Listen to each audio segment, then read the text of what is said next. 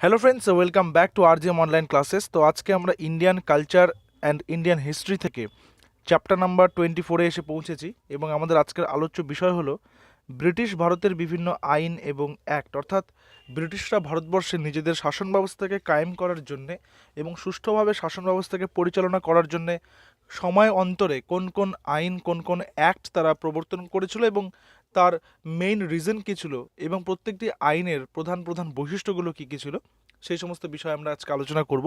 এবং কিভাবে আমরা ভারতের সংবিধানকে আলটিমেটলি পেলাম, অর্থাৎ সেটা তো একেবারে কনসেপ্টে চলে আসেনি সেই সংবিধানের কনসেপ্ট কিন্তু এই তোমার অন্তর্নিহিত ছিল এই ব্রিটিশদের ইমপ্লিমেন্ট করা বিভিন্ন আইনের মধ্যে দিয়েই। তো প্রত্যেকটা বিষয়কে আমরা আলোচনা করব। তো সবার প্রথমে চলে আসি এক নম্বর অ্যাক্ট যেটা রয়েছে, দেখতে পাচ্ছ তোমরা, রেগুলেটিং অ্যাক্ট 1773।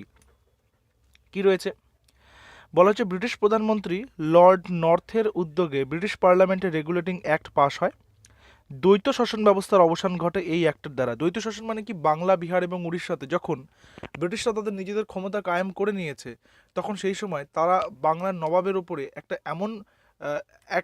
এমনভাবে তারা কর্তৃত্ব স্থাপন করে যাতে তারা সমস্ত ক্ষমতা নিজেদের হাতে পুঞ্জীভূত করে নেয় এবং সমস্ত দায়িত্বের ভার দিয়ে দেয় সেই শাসকের ওপরে। তো সেটাই হচ্ছে, একদিকে থাকে ক্ষমতাহীন দায়িত্ব, একদিকে থাকে দায়িত্বহীন ক্ষমতা। অর্থাৎ ব্রিটিশদের হাতে থাকে দায়িত্বহীন ক্ষমতা, ক্ষমতা থাকে কিন্তু কোনো দায়িত্ব নেই, কিন্তু ওইদিকে নবাবের হাতে থাকছে ক্ষমতাহীন দায়িত্ব, তার হাতে কোনো ক্ষমতাই নেই কিন্তু সমস্ত দায়িত্ব তার, এবং তাকে একটা বার্ষিক বেতনের ভিত্তিতে তাকে কিন্তু রাখা হয়। এই দ্বৈত শাসন ব্যবস্থার অবসান কিন্তু ঘটে। বাংলার গভর্নরকে গভর্নর জেনারেল পদে উন্নীত করা হয় এবং কলকাতায় সুপ্রিম কোর্ট স্থাপিত হয় 1774 খ্রিস্টাব্দে। এক্ষেত্রে বলে রাখি যে তারা কিন্তু ব্রিটিশরা মোট 3টি সুপ্রিম কোর্ট তৈরি করেছিল বা বানিয়েছিল। তাদের যে 3টা প্রভিশনস ছিল, বেঙ্গল, মাদ্রাজ এবং বোম্বে, সেই 3টে জায়গাতেই তারা একটি করে বিশ্ববিদ্যালয় এবং একটি করে সুপ্রিম কোর্ট তৈরি করেছিল। নেক্সট আসবো পিটস ইন্ডিয়া অ্যাক্ট বা পিটের ভারত শাসন আইন। একটু জুম ইন করে দিই। পিটের ভারত শাসন আইন, সেটা হচ্ছে 1774-এ রেগুলেটিং অ্যাক্টের দুর্বলতা দূর করার জন্য ব্রিটিশ প্রধানমন্ত্রী উইলিয়াম পিট এই আইন পাশ করেন। রেগুলেটিং অ্যাক্ট যেটা ছিল 1 বছর আগেই হয়েছে, সেটারই দুর্বলতা দূর করার জন্য এই উইলিয়াম পিট এই আইনটা পাশ করেন। 6জন কমিশনার নিয়ে বোর্ড অফ কন্ট্রোল গঠিত হয়। এই বোর্ড অফ কন্ট্রোলটা তোমরা আগামীতে বারবার পাবে। এই বোর্ড অফ কন্ট্রোল গঠিত হয় এবং প্রথম সভাপতি হিসেবে হেনরি ডান ডান্ডাসকে প্রথম সভাপতি হিসেবে নিযুক্ত করা হয়। এরপর সনদ আইন 1793। সনদ আইনের মাধ্যমে ব্রিটিশ ইস্ট ইন্ডিয়া কোম্পানির একচেটিয়া ব্যবসার মেয়াদ আরও 20 বছর বাড়ানো হয়। আরও 20 বছর। তোমরা দেখবে প্রত্যেক 10 বছর অন্তর ভারতবর্ষে যে সংবিধান রয়েছে বর্তমানে, সেখানে দেখবে 10 বছর অন্তর অন্তর বিভিন্ন রকমের যে নিয়মগুলো রয়েছে সেগুলোকে বাড়িয়ে দেওয়া হয়। যেমন এই বছরে যদি বলি, এই বছর যখন ভারতের সংবিধানের পুনরায় আবার পর্যালোচনা করা হলো, 2021 থেকে 2031 পর্যন্ত ভারতের যে সমস্ত ওই কাস্ট সিস্টেমটা যেটা রয়েছে, অর্থাৎ যেটা সংরক্ষণের ব্যাপারটা, সেই সংরক্ষণকে আরও 10 বছর কিন্তু বাড়িয়ে দেওয়া হলো। অর্থাৎ 2031 পর্যন্ত সেই সংরক্ষণের মেয়াদ কিন্তু বাড়িয়ে দেওয়া হলো। ঠিক আছে, সেইভাবেই ব্রিটিশরা তো এসেছিল মেনলি ব্যবসা করার জন্য, তাই তাদের ব্যবসার মেয়াদ আরও 20 বছর বাড়িয়ে দেওয়া হলো সনদ আইন 1793-তে। বোর্ড অফ কন্ট্রোলের সদস্য সংখ্যা 6 থেকে কমিয়ে 5 করা হলো। আবার আসবে সনদ আইন 1813। দেখো, তোমরা যদি এই দুটোর মধ্যে পার্থক্য দেখো, 93 আর 13, এখানে কিন্তু 20 বছর একটা ফারাক রয়েছে, তাই তো? দেখো, কেন বললাম আমি 20 বছরের কথাটা, তার কারণ প্রথম লাইনটা দেখলে তোমরা বুঝে যাবে। তারা নিজেদের ব্যবসার মেয়াদ আরও 20 বছর বাড়িয়ে দিল। একচেটিয়া ব্যবসা করবে আরও 20 বছর। তাদের তো মেন টার্গেট ছিল বিজনেস করা, ঠিক আছে? তারা তো বণিকের মানদণ্ড থেকে রাজদণ্ডে পরিণত হয়েছিল, বণিক থেকে রাজা হয়েছিল তারা, তাই না? বণিক কেন বলছি, কারণ তারা তো ব্যবসা করতে এসেছিল দেশে। কিন্তু ভারতের সঙ্গে বাণিজ্যের একচেটিয়া বা একচ্ছত্র অধিকারের অবসান ঘটে, কিন্তু চীনের সঙ্গে তাদের সেই সম্পর্ক কিন্তু থাকে, অর্থাৎ চীনে তারা কিন্তু একচেটিয়া ব্যবসা বাণিজ্য কিন্তু করত। ভারতীয় সাহিত্যিকদের উৎসাহ দান, বিজ্ঞান সংক্রান্ত বিভিন্ন প্রবর্তনের জন্য বার্ষিক 1 লক্ষ টাকা খরচের কথা কিন্তু বলা হয়। কাকে বলা হয়? কোম্পানিকে বলা হয়। গভর্নর জেনারেল, গভর্নর ও প্রধান সেনাপতি নিয়োগ ব্রিটিশ রাজের অনুমোদন ব্যতীত কার্যকর হবে না, এমনটা স্থির হয়। অর্থাৎ ব্রিটিশ রাজ বলতে যে ব্রিটিশদের যে ইংল্যান্ডের যে সময়কার যে অধিনায়ক, সর্বাধিনায়ক, দেশাধিনায়ক, তার সেই সম্মতিক্রমেই নির্বাচন করা হবে ঠিক আছে? যদিও সেই সময় কিন্তু পুরোপুরিভাবে ভারতের শাসনভার ব্রিটিশ পার্লামেন্ট নেয়নি, তখনও কিন্তু কোম্পানিই কিন্তু প্রধান শাসক হিসেবে ভারতবর্ষে নিজেদের আস্তে আস্তে আস্তে আস্তে নিজেদেরকে বিস্তার করছিল। কোম্পানির অধীনে চাকরি করতে গেলে হেইলবাড়ি কলেজে 4 বছর পড়াশোনা করে সেখানকার প্রমাণপত্র জমা দিতে হবে। খ্রিস্টান মিশনারিরা ভারতে স্থায়ীভাবে বসবাস করার লাভ করে। এরপর দেখো দেখো এই 1813 থেকে 1833 আবার 20 বছর, তার মানে নিশ্চয়ই 20 বছর আরও ব্যবসা বাড়িয়ে দেওয়া হবে, তাই না? দেখা যাক কি রয়েছে। দেখো এখানে বলা হয়েছে কোম্পানির হাতে ব্যবসা সংক্রান্ত দায়িত্ব আর থাকলো না, কোম্পানি এবার আর ব্যবসা করবে না, কোম্পানি রাজনৈতিক এবং প্রশাসনিক প্রতিষ্ঠানে পরিণত হলো। অর্থাৎ দেখো ওরা ব্যবসার জন্য নতুন এজেন্ট নিয়োগ করছে এবং নিজেরা কি হয়েছে, নিজেরা এখানে পলিটিক্যাল লিডার এবং তার পাশাপাশি যে প্রশাসনিক বিভাগগুলো, অ্যাডমিনিস্ট্রেটিভ পার্টগুলো সব নিজেদের অধিকারে নিয়ে নিচ্ছে।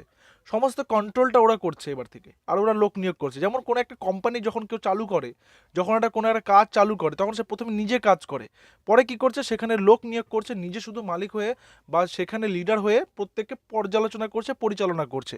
ঠিক সেরকমই কোম্পানিও কিন্তু ব্যবসা আর নিজে হাতে করছে না, বরঞ্চ তারা লোক নিয়োগ করেছে বা বরঞ্চ তারা নতুন এজেন্ট নিয়োগ করেছে এবং নিজেরা রাজনৈতিক এবং প্রশাসনিক ক্ষমতায় সমস্ত ক্ষমতা নিজেদের হাতে পুঞ্জীভূত করছে। সমস্ত শ্রেণীর ইংরেজকে ভারতে বসবাসের অধিকার দেওয়া হয়। বোর্ড অফ কন্ট্রোল এর সভাপতি ভারত বিষয়ক মন্ত্রীর মর্যাদা লাভ করলেন, অর্থাৎ বোর্ড অফ কন্ট্রোলের যিনি সভাপতি তিনি ভারতের মন্ত্রী হিসেবে প্রতিপন্ন হলেন। অর্থাৎ তিনি যে কোনো দেশেই যাচ্ছেন বা ব্রিটিশ পার্লামেন্টে যখন তিনি যাচ্ছেন তখন ভারতের মন্ত্রী হিসেবে তিনি যাচ্ছেন। ঠিক আছে? বাংলার গভর্নর জেনারেলকে ভারতের গভর্নর জেনারেল পদে উন্নীত করা হয় এবং ফ্রি ট্রেড বা অবাধ ব্যবসার সূচনা ঘটে। অবাধ ব্যবসা, তখন ব্রিটিশরা আর কোনো, তাদের তো আর কোনো কম্পিটিশনই রইল না, তারা তো নিজেরাই রাজনৈতিক প্রধান, তারা নিজেরাই প্রশাসনিক প্রধান, তারা নিজেরাই সমস্ত কিছু। সেই কারণে ওরা আর কোনো রকম বিদেশিদেরকে, ডাচ বলো, পর্তুগিজ বলো, ওলন্দাজ বলো, ফরাসি বলো, কাউকেই জায়গা করে দেয়নি, তারা নিজেরাই সমস্ত জায়গাটা অধিকার করে নিয়েছিল। এরপরে দেখো আরও 20 বছর পরে আসে সনদ আইন 1853। কোম্পানির ডিরেক্টরের সংখ্যা 24 থেকে কমিয়ে 18 করা হয় এবং 6 জন সরকারের মনোনীত ব্যক্তি। কোন সরকারের কথা বলা হচ্ছে বলো তো? বারবার সরকার আসছে, এটা কিন্তু ব্রিটিশ সরকার, ব্রিটিশ পার্লামেন্ট, ব্রিটিশ পার্লামেন্টের কথা বলেছে, তারা নিজেদের পছন্দ মতো 6 জনকে পাঠাচ্ছে। ঠিক আছে? কোম্পানির সব কর্মচারী প্রতিযোগিতামূলক পরীক্ষার মাধ্যমে নিযুক্ত হবেন বলে স্থির হয়।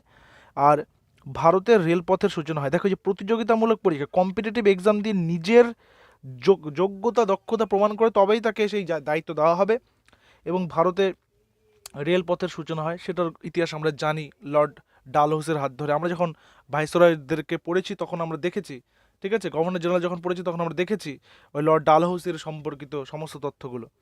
সরকারের কার্যকরী ক্ষমতা এবং আইন ক্ষমতাকে দুই ভাগে ভাগ করা হয়, একটা হচ্ছে এক্সিকিউটিভ কাউন্সিল আর একটা হচ্ছে লেজিসলেটিভ কাউন্সিল। ঠিক আছে? নেক্সটে আসবো government of India act. Government of India act 1858। কোম্পানির শাসন এবার পুরোপুরিভাবে বিলুপ্ত হয়। কেন? কারণ তোমরা জানো 1857 খ্রিস্টাব্দে ভারতবর্ষে একটা কি ঘটে, একটা মহাবিদ্রোহ ঘটে, যার পরে ব্রিটিশ কুইন নিজে হাতে সমস্ত দায়িত্ব, নিজে হাতে সমস্ত শাসনভার তুলে নেন এবং কোম্পানির শাসন চিরতরে বিলুপ্ত হয়ে যায়। তার মানে এই নয় যে কোম্পানির যারা এক্সিকিউটিভ ছিল, কোম্পানির যারা প্রধান ছিল তারা চাকরিচ্যুত হয়ে যায়, তা নয়, তাদেরকেই বহাল করা হয়, কিন্তু শাসনভার কোম্পানির হাত থেকে চলে যায় কার হাতে? ব্রিটিশ কুইনের হাতে। বোর্ড অফ কাউন্সিল এবং কোর্ট অফ ডাইরেক্টরস বিলুপ্ত হয়। ভারতের শাসনের জন্য একজন মহান বা ভারত সচিব নিযুক্ত করা হয়। ভারতের গভর্নর জেনারেলকে ভাইসরয় পদে নামাঙ্কিত করা হয়। এই ভাইসরয় কথার অর্থ হচ্ছে রাজপ্রতিনিধি। এই যে দেখতে পাচ্ছ ভারত সচিব নিযুক্ত করা হয়, এই যে ভাইসরয় পদে নিযুক্ত করা হয়। ঠিক আছে? এরপরে দেখো ইন্ডিয়ান কাউন্সিল অ্যাক্ট 1861, 1861। বিভিন্ন প্রদেশ ও বিধান পরিষদ বা আইন পরিষদ প্রতিষ্ঠিত হয়। ভাইসরয়ের কাউন্সিলর নাম হয় ইম্পেরিয়াল লেজিসলেটিভ কাউন্সিল। তার যে কাউন্সিল থাকে সেই কাউন্সিলের নাম হয় ইম্পেরিয়াল লেজিসলেটিভ কাউন্সিল। পোর্টফোলিও ব্যবস্থা প্রচলন করা হয়। Indian council act 1892। কাউন্সিলের হাতে ক্ষমতা দেওয়া হয় বাজেট নিয়ে, কিন্তু তাদের ভোট দানের অধিকার ছিল না। ভোট দান মানে কি? এখানে কি ভোট হতো? ভোট হতো তখন যখন হচ্ছে কোনো নতুন আইন পাশ করা হবে, নতুন নিয়ম পাশ। এই যে আজকে তোমরা যে ভারতবর্ষের যে তোমরা যুক্তরাষ্ট্রের ব্যবস্থাটা দেখছো, এটা তো ব্রিটিশদের কাছ থেকে পাওয়া। এই যে আজকে তোমরা যে দেখছো লোকসভাতে প্রত্যেকে গিয়ে কি করছে, লোকসভাতে প্রত্যেকে গিয়ে ভোট দিচ্ছে, ভোট প্রদান করছে, সেগুলো তো সব কি? সেগুলো সব ব্রিটিশদের কাছ থেকেই পাওয়া। সেই কনসেপ্টটা ব্রিটিশদের কাছ থেকে নিয়েছে। তো সেই যে তারা লোকসভাতে বসছে, আমরা হাউসের কথা জানলাম, আপার হাউস লোয়ার হাউসের কথা আমরা জানি, সেই সমস্ত কনসেপ্ট কিন্তু ব্রিটিশরাই তাদেরকে দিয়েছে, ভারতবর্ষকে দিয়েছে। বা বলা যেতে পারে ভারতরা ব্রিটিশদের কাছ থেকে নিয়েছে। তো এই যে ভোটদানের অধিকার, সেখানে ভোটদানের অধিকার তারা থাকবে না, বাকিরা দেবে। গভর্নর জেনারেল ইন কাউন্সিলের সদস্য সংখ্যা নির্দিষ্ট করা হয় 10 থেকে 16-র মধ্যে। আর পরিষদের সদস্য সংখ্যা প্রশ্ন জিজ্ঞাসার অনুমতি দেওয়া হয়, অর্থাৎ তারা যে কোনো রকমের কোশ্চেনিং করতে পারবে তাদের কাছে, ঠিক আছে। এরপর আসছে আরও গুরুত্বপূর্ণ কয়েকটি আইন, তার মধ্যে উল্লেখযোগ্য মরলে মিন্টো সংস্কার আইন 1909 খ্রিস্টাব্দ। আইন পরিষদের সদস্যদের সরাসরি নির্বাচন প্রক্রিয়া সূচনা হয় এবং মুসলমানদের জন্য পৃথক নির্বাচনের ব্যবস্থা করা হয়। এবং এটাই প্রথম যে লর্ড, এই যে মিন্টো রয়েছিল, লর্ড মিন্টোকে এই কারণে সাম্প্রদায়িক ভোটারদের জনক বলা হয়েছিল, ঠিক আছে, কারণ তিনি প্রথম মুসলমানদের জন্য পৃথক ভোটের ব্যবস্থা করেছিলেন। এছাড়া প্রাদেশিক আইন পরিষদের সদস্য সংখ্যা বেড়ে 16 থেকে 60 হয়। 60 জন সদস্যের মধ্যে 28 জন সরকার মনোনীত, কোন সরকার? ব্রিটিশ সরকার, এবং 32 জন নন অফিসিয়াল। এরপর আসে মন্টেগো চেমসফোর্ড সংস্কার আইন 1919 আরও একটি ঘটনা ঘটেছিল, কি? জালিয়ানওয়ালাবাগের হত্যাকাণ্ড, তাই না? এবং 1919-এই কিন্তু রবীন্দ্রনাথ ঠাকুর তার নাইটহুড যে উপাধি সেটা তিনি, বা সেই টাইটেলটা তিনি কিন্তু ত্যাগ করেছিলেন। প্রশাসনিক বিষয়কে ট্রান্সফার ও রিজার্ভ এই দুটি ভাগে ভাগ করা হয়, যা দ্বৈত ব্যবস্থা বা ডায়ার্কি। দেখো, দ্বৈত ব্যবস্থা আর দ্বৈত শাসন ব্যবস্থা দুটো কিন্তু দেখে তোমরা হবে না, বিভ্রান্ত হবে না। দ্বৈত ব্যবস্থা, ডায়ার্কি, দ্বৈত শাসন ব্যবস্থা কিন্তু আলাদা কথা হয়ে গেল, ঠিক আছে, একটু দেখে নেবে ভালো করে। ট্রান্সফার তালিকার অন্তর্ভুক্ত ছিল শিক্ষা, লাইব্রেরি, জাদুঘর, স্থানীয় স্বায়ত্তশাসন, নাগরিক স্বাস্থ্য, কৃষি, সমবায় সমিতি, পাবলিক ওয়ার্কস, শিল্প, ধর্মীয় বিষয়, পাবলিক এন্টারটেনমেন্ট ইত্যাদি। আর কেন্দ্রের যে দ্বিকক্ষ ব্যবস্থা, যে দ্বিকক্ষ যে বিশিষ্ট আইনসভা, বা যেটাকে বলা হচ্ছে বাইক্যামেরাল ব্যবস্থা, কাউন্সিল অফ স্টেটস অ্যান্ড উচ্চকক্ষ এবং লেজিসলেটিভ অ্যাসেম্বলি বা নিম্নকক্ষ। এই উচ্চকক্ষ নিম্নকক্ষ তো আজও রয়েছে, একটা হচ্ছে রাজ্যসভা, একটা হচ্ছে লোকসভা, সেটা তো আজও রয়েছে, তাই না? এবার চলে আসি ভারত শাসন আইন। দেখো, ভারত শাসন আইনে কি রয়েছে, এটা আরেকটি গুরুত্বপূর্ণ পার্ট। এই আইনে সারা ভারত ফেডারেশন বা সর্বভারতীয় যুক্তরাষ্ট্র গঠন করার ব্যবস্থা ছিল। ভারত শাসন আইনে 321টি অধ্যায় এবং 10টি তালিকা শিরোজ। দেখো, আজকে যে আমাদের সংবিধান রয়েছে, সংবিধান যে আমরা আজকে পেয়েছি, আমাদের যে যতগুলো আর্টিকেলস রয়েছে, যতগুলো আমাদের অধ্যায় রয়েছে, যতগুলো আমাদের শিডিউল রয়েছে, যতগুলো পার্টস রয়েছে, প্রত্যেকটাই বিষয় কিন্তু আমাদের, যেহেতু দীর্ঘদিন ধরে ভারতের সংবিধানটা চলছে, সেই জন্য সেটাকে সংশোধন করে করে একটা কমপ্লেক্সিটির মধ্যে নিয়ে আসা হয়েছে। বাট সেই কনসেপ্টটাও কিন্তু এই ব্রিটিশদের এখান থেকে এসেছিল। ক্ষমতাকে 3টে ভাগে ভাগ করা হয়: ফেডারেল তালিকা, প্রাদেশিক তালিকা, যুগ্ম তালিকা। প্রাদেশিক স্বায়ত্তশাসনের ব্যবস্থা করা হয় এবং দ্বৈত শাসনের অবস্থান ঘটানো হয়। গভর্নর জেনারেল এবং গভর্নরদের স্বেচ্ছাধীন ক্ষমতা দেওয়া হয়। আইনসভা দ্বিকক্ষ বিশিষ্ট করা হয়। বাংলা, মাদ্রাজ, বোম্বে, বিহার, উত্তরপ্রদেশ, আসাম, এই 6টি প্রদেশে। প্রাদেশিক কাউন্সিলের 276টি আসনের মধ্যে 104টা আসন থাকে, 104টা, এবং লেজিসলেটিভের 375-এর মধ্যে 125টা থাকে কি রাজন্য বর্গদের মনোনীতদের জন্য, ঠিক আছে, যারা রাজন্য বর্গ তাদের মনোনীত প্রার্থীদের জন্য। আর 1937 খ্রিস্টাব্দে দিল্লিতে ফেডারেল কোর্ট প্রতিষ্ঠিত হয় একজন প্রধান বিচারপতি সহ 6জন বিচারপতি নিয়ে। আর 1937 খ্রিস্টাব্দে উড়িষ্যা রাজ্যের সৃষ্টি হয়েছিল। তো এই ছিল আজকের আমাদের মূল টপিক। আমাদের টপিকটা হচ্ছে ভারতের বিভিন্ন আইন এবং অ্যাক্ট। তো আজকের ক্লাস এই পর্যন্তই।